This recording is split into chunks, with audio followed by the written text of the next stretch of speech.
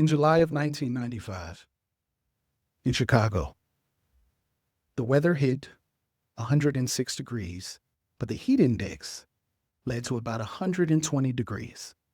For 1 week straight, about 700 people, in excess to the norm, died. And they died, and when sociologists and epidemiologists and the CDC went into those communities, what they found was that because these folks did not have connections, because they couldn't go to their community, they didn't feel safe walking outside, they pass away. Them not knowing who their neighbors were led to their death. I'm a human ecologist. I got my Ph.D. from the University of Wisconsin. But since I was a small young man, I have spent time, energy, and resources creating spaces for my community. When I was fresh out of high school, I started my first business. It was a party promotion company. Every weekend, we brought out celebrities, Jamie Foxx, T.I., Floyd Mayweather, anybody you can think of. I was in Atlanta. And we brought thousands and thousands of people together to build connections and make community and get to know one another. I traded that in to go to school. After I left there, while in school, I created this theory called Black Third Spaces. Black Third Spaces, and I published that in the Journal of Community Practice in July of 2022. Black Third Spaces, your first space is your home, second space is your job, but third space is a place where you can just go, show up, and be. Everybody knows your name. Everybody knows who you are. After graduating, I came to Sacramento, and I created a program where people were able to go to barbershops and beauty salons and connect with mental health providers.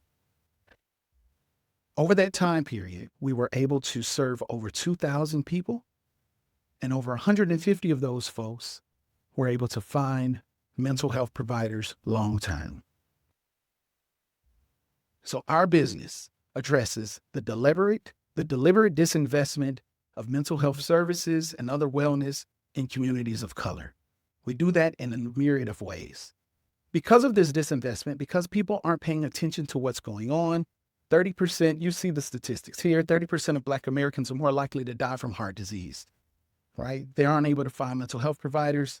Additionally, we know that people with stronger social bonds are able to live longer and healthier lives. We address biopsychosocial disparities. We do that in a myriad of ways. One, we create wellness opportunities where people are able to address those types of mental health things. We do a 5K and a 10K. We provide, like I said, the mental health groups. We also create containers socially so people can connect and get to know one another. Now, this is how we make money, right? So we get grants for the barbershop and mental health services, the R&B Run. We have products. We're out there. We'll talk to you about it more. But our signature event here is the R&B Running Series. A lot of people, we've been doing this for 2 years now. 19% of our attendees drove over 57 miles to come here. The furthest participant came from Dover, Delaware, Memphis, Tennessee, Atlanta, Georgia, to come to Sacramento to take place in this run.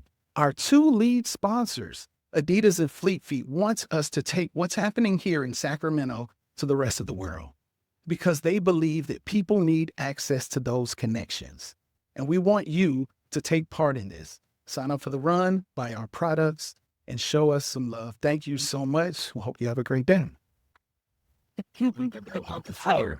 Hey, Dean.